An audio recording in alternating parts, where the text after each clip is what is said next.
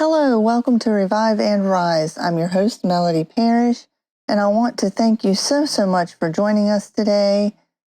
I want to continue the discussion on narcissism and narcissistic personalities, which is the theme for the month of April. And in previous episodes, we identified the characteristics of narcissists, and then we looked at the cycles that narcissistic personalities will use and narcissistic abuse. And so now, for the remainder of the month, I want to discuss what happens after you identify these things, after you become aware that these things are happening in your life. It can be a very difficult thing when you've thought one thing and you've believed one thing, and now you're starting to notice that you may have been wrong. And then that turns into, wait, I was wrong. I was wrong about this person. And when I talk about the narcissist, this person can be anyone. This person can be family, can be friend, coworker, or a romantic relationship. It can be a relationship, big or small, in your life. The bigger the relationship, the more painful it is. The harder it is to undo the damage. And when we're talking about what to do after you notice, this is going to be a very personal episode for me. I'm going to share my experiences with you in more detail. So I wanted to first talk about our whole mindset. I feel like when you have a relationship with a narcissist, or no matter what it is, I feel like in a way you become a yes person. And by that, I mean, you're very agreeable. It seems like you just believe everything. You believe everything they say, and you kind of forget yourself in a way. I know Glennon Doyle, who I absolutely love, she has this quote that really smacked me in the face because it's so true, just on so many levels about so many different things. But she says, "We forgot how to know when we learned how to please." And that is so true in a narcissistic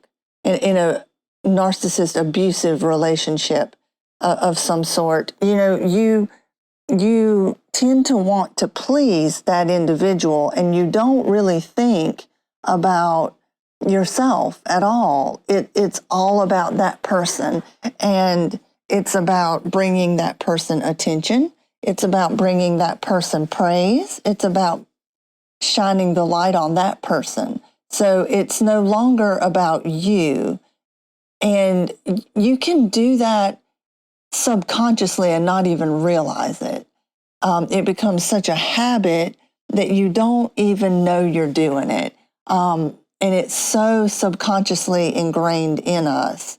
I feel like the longer the relationship lasts, or the more unaware that we are that it exists. Because as long as you don't know that it even exists, then the more you continue to do it unknowingly, if that makes any sense. So I feel like that's definitely a big first thing that we need to realize, that you just, when you're a victim of narcissistic abuse, you forget about yourself. You forget how to know when you learn how to please. And this also means, we know when things don't seem right. We know deep down when things don't seem accurate. But we forget that knowing. We forget that idea. We forget that ability and that intelligence, because we become yes people. Everything is exactly how the narcissist says. And we don't dare not agree, because to not agree with a narcissist or to challenge a narcissist, really, it's like a gut punch to them. And when you challenge a narcissist, that just becomes more of a big problem, more of an argument, more of this grandiose, now I have to reel you in kind of person, or I have to get rid of you, one or the other. I either stop you from thinking, bring you back to my delusional world, or I push you out of my delusional world. And those are the things when you start to challenge a narcissist, which we'll talk about later, that's the things that come up. And so when you think about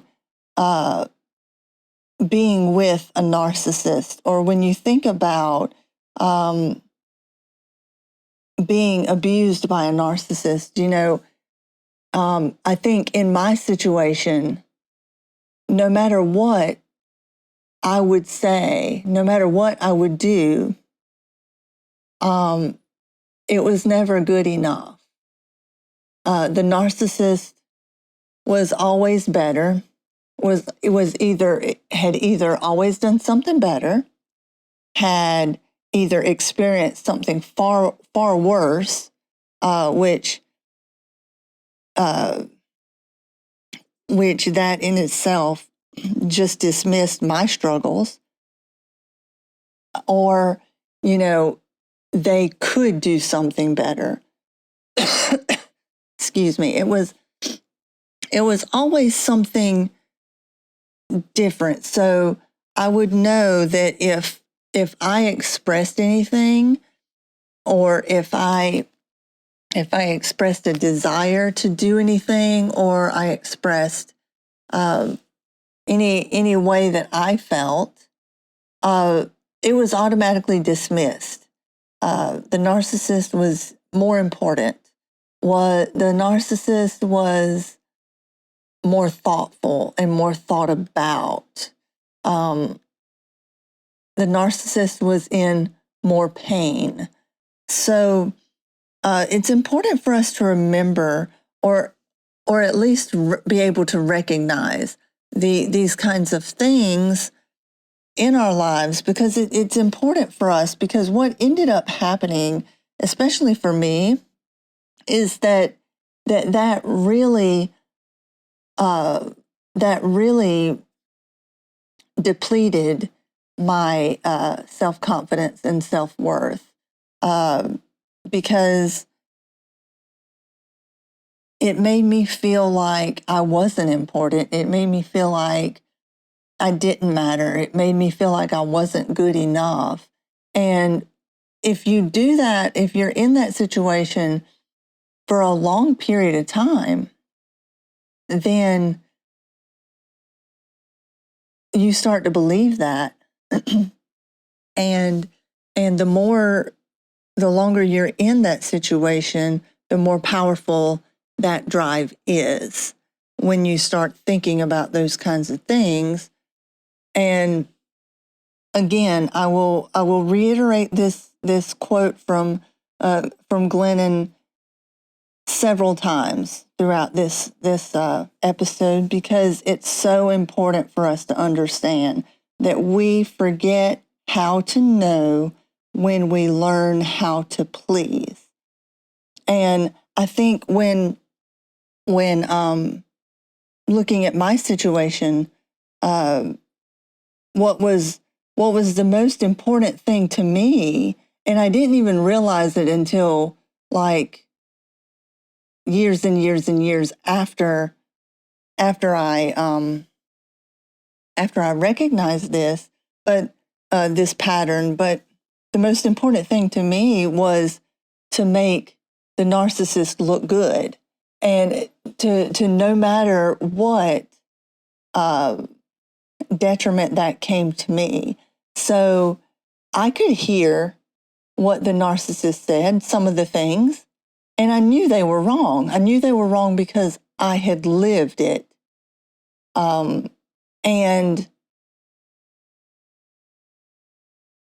what I chose to do was to make myself look small, or to make myself be at fault, so that the narcissist could come out on top and the narcissist could shine. And I didn't realize for a long time that I was doing that subconsciously.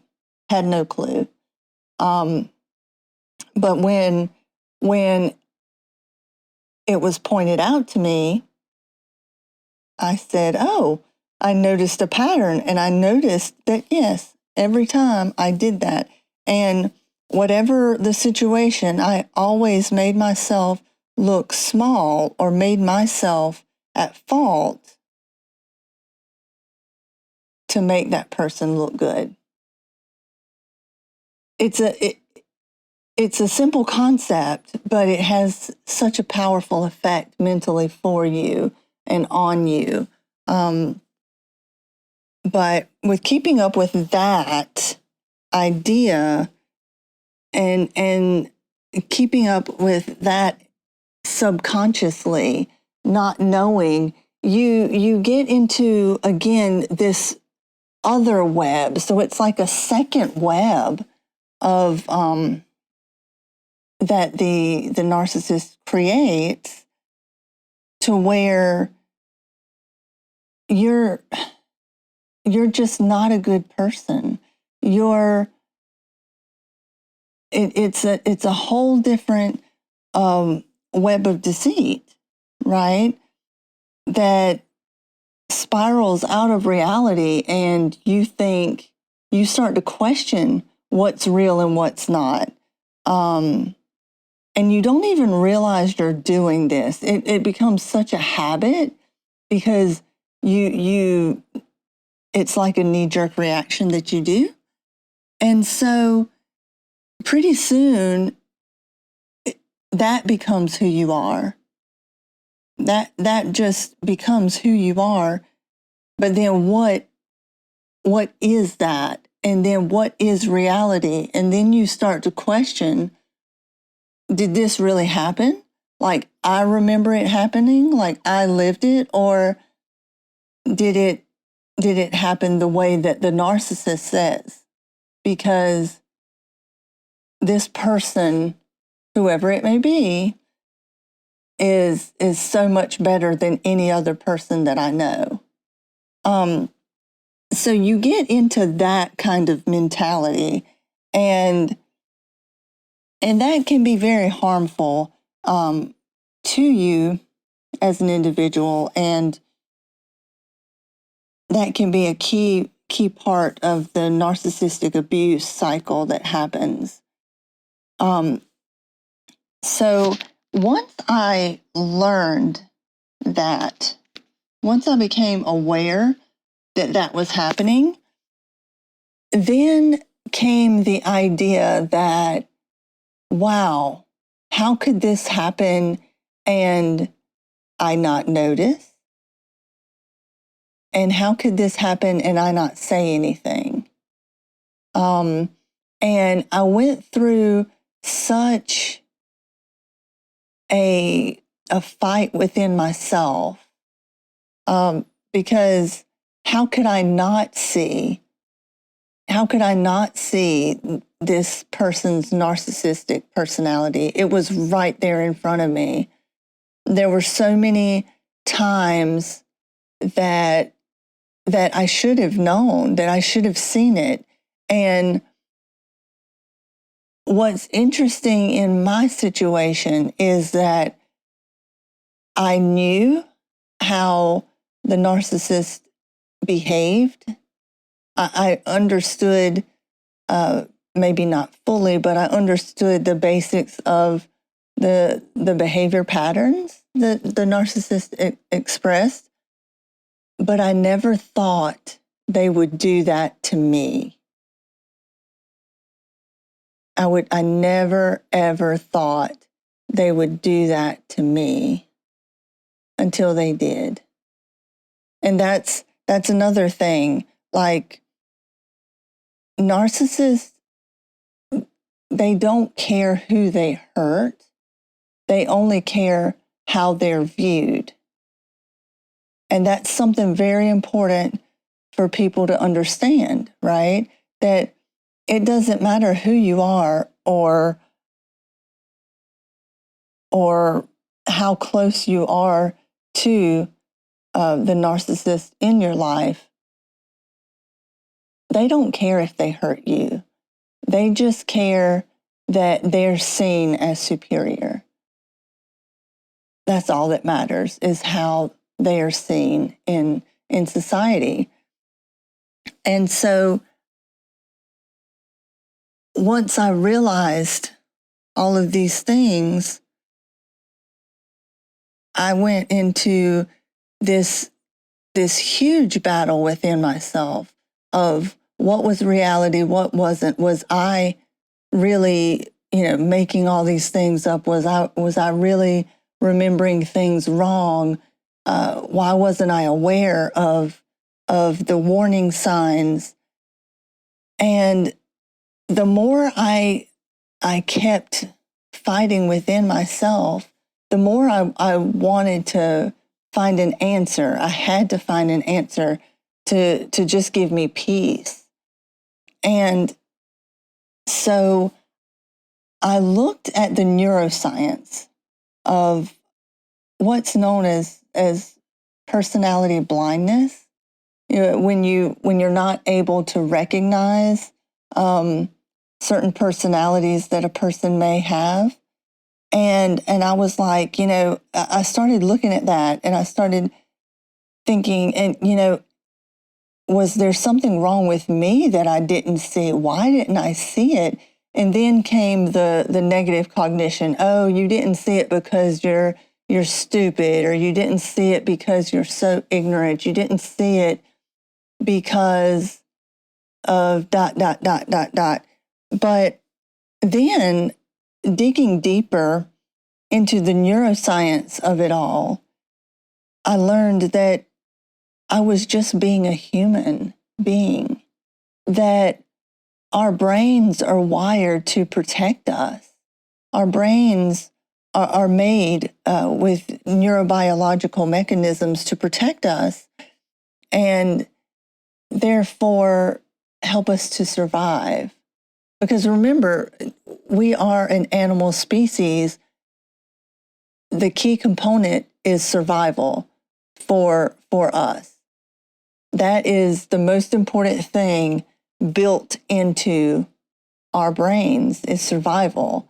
And I recognize that, there are different things in your brain that make it very difficult to see these personalities, these negative personality traits. And if you want to go to my Substack, I'll have a few up there to discuss more in detail, but I want to talk about the one that I feel is the most prevalent to me, and that was what's known in psychology as a halo effect. And with the halo effect, if a person exhibits a positive trait, like say they're physically attractive or they're charming, then it kind of engulfs everything around them. And so because they are physically attractive, or because they're charming, or because of these other positive traits, then our brain just automatically sees them in such a positive light with so many positive traits that may not actually be there. It just our brain just automatically assumes that this person has a good character. And I feel like that was the main driving force with my personality blindness. The person that the narcissist in my life, I felt was a very charming kind of person and had a specific social role. And because of that role, they could only be a good person. They could only have a good character. And so that kind of blinded me to everything else. I couldn't see the negative things that were blatantly right in front of me. I couldn't see the patterns. I couldn't see those things because I was so infatuated with this halo effect of this person. And it wasn't just that. It wasn't just me personally. It was those around me. It seemed to me that those around me felt the same way. And they, those around me would hear what the narcissist had to say and would just automatically believe it. Never question, never once question. And I certainly never once spoke up. And so it was the halo effect personally to me, but it was additionally added with those that were around me that I respected and loved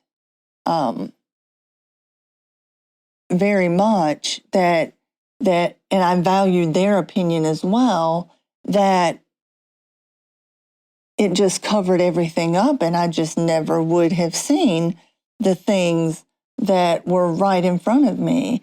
And when we talk about that, we can talk about people, maybe it's someone in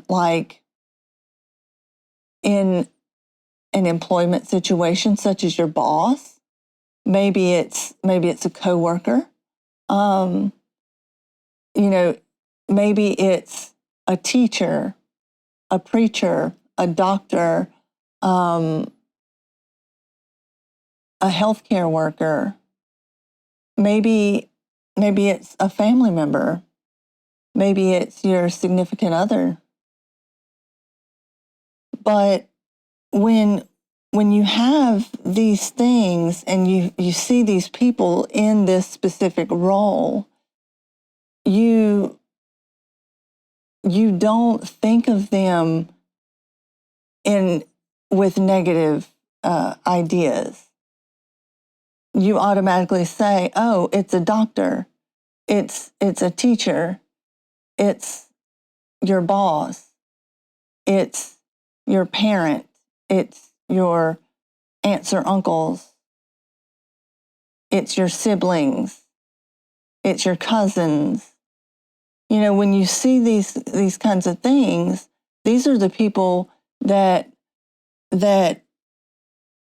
are assigned the responsibility of protecting us, of loving us. Of course, that doesn't happen every time, but with society, we tend to think of those individuals as being protectors, as being the ones that love us, as being the ones that care about us. We would never think, our first thought would never be that any of those people would harm us. And because of that, that puts in a certain that introduces a certain personality blindness that we're not able to see, and then you have other cognitive biases that are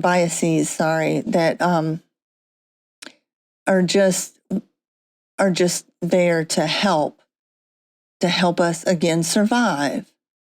The brain doesn't want to exert so much energy on something.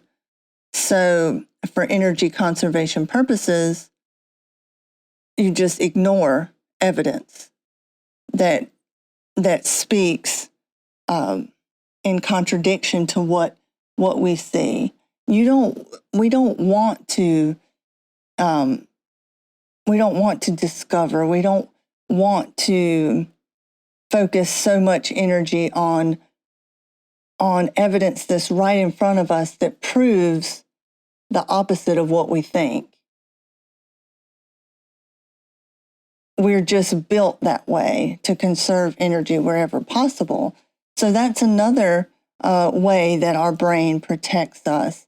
And I think that function right there is a reason that we get stuck. It's a reason that we have trauma bonding occurring and things of that nature, but we also get stuck in these relationships and in these ideas because it's a lot of energy to find to discover all these things and to try, and for your brain to try and make sense of all these things. There's a high emotional energy that's needed for the change in thinking. And when you're in survival mode and you're just trying to survive, right, then your brain will favor stability and therefore keep you stuck. And I think that is the reason, or one of the main reasons, that we get caught up into this whole narcissistic abuse cycle, is because, we have this idea of how things are. We have this idea that's presented to us by the narcissist. The narcissist presents to us and says things over and over and over until it's a habit. We could quote what the narcissist is going to say, right? We know it so well. We've heard it so much we can quote it. And that's how the brainwashing starts. The constant over and over and over, the lying, the habitual lying over and over, to where you don't know what's reality and what's not, right? You can't understand, you can't fathom, so you just start to accept because it's so much less energy, it's so much less effort, and we have, especially now where we're more busy than ever and we've got so many different things going on, it's the least of the energy that we need to use. So that's what we're going to choose, and we're going to move on so we can do all the other necessary things. And when you get into that idea, and you get into that mindset, and you get into that survival mode, it just becomes second nature. So you avoid trying to figure out things, and you avoid trying to understand, and you avoid, because clearly if this is going on, if this is what's being said, everybody believes it and accepts it, your reality's wrong. You're remembering things wrong. And you just don't want to use the mental energy to try and decide anything different. So our brains are formed to have this personality blindness. So don't blame yourself, because it's just part of being human. And that took me a long time, and I still argue with myself, and I still have times where I'm like, I can't believe you didn't see this. Why didn't you see this? Why didn't you understand? You know this is the pattern. You saw it being done to others. Why did you not pick up on it when it was right at your front door? But I had to forgive myself, because then I started blaming myself. Well, your life could have been different. Your life could have been so much more. Your life could have been, so many different things if you had only. But then I had to say, I did the best I could, because I'm built not to catch up on, to catch those things. I'm built to have that personality blindness under the certain circumstances and certain conditions. So that was another thing I had to learn. And the third thing that I want to talk to you about, the last thing, is that once you understand all these things, I was in a place where I felt like my voice didn't matter. I felt like nothing I said would be important. Nothing I said would matter. So it was like, why even bother saying anything? I never would contradict anything. I was a yes person. I just agreed and moved on because it was easier. Because the minute you start to challenge a narcissist, then you have a battle, and you have a significant battle. So again, we're made to spend to conserve as much mental energy as possible. I didn't want that huge battle. So I just left it.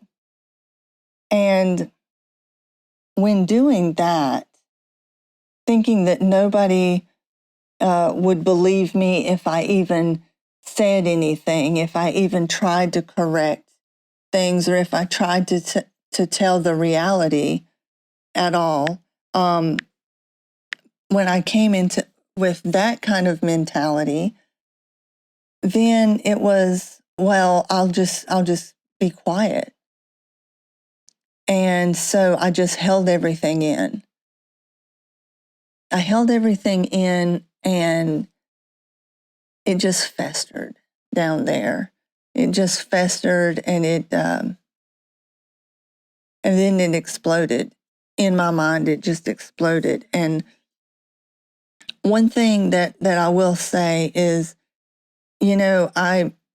for a long time, I was like, nobody's going to believe me. It's been so long. People won't understand. They won't understand why this happened. They won't care. And it'll make me look bad. It'll make me look like a terrible person. And then by doing that, I'll again shine a light on the narcissist in my life. And I'll make them look superior yet again. And to me, I didn't want to do that. That was one thing that I did not and would not do any longer. So I just didn't say anything and I just held it in. And then there came a point where my perspective changed, my ideas changed, and I was like, well, it shouldn't matter to me who believes me or not.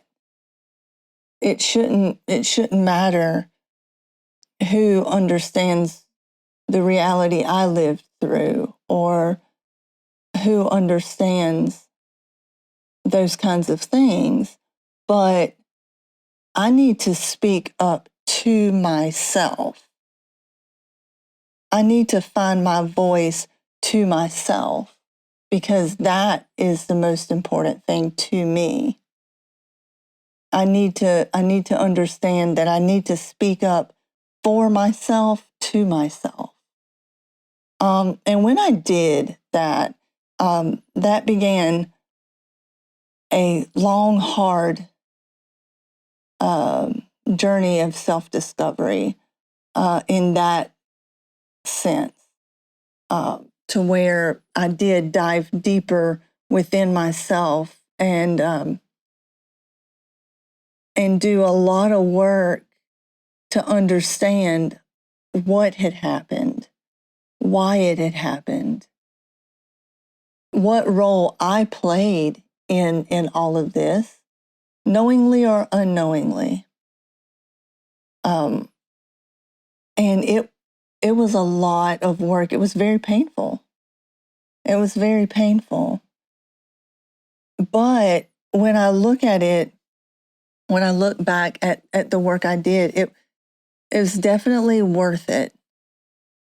Because now I'm able to notice things. Now I'm more aware of things.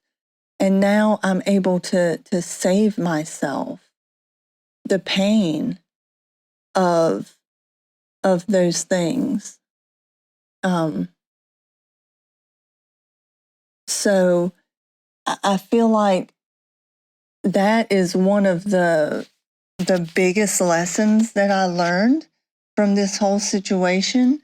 And one of the biggest lessons that I want to share with you is that you need to speak up to yourself for yourself.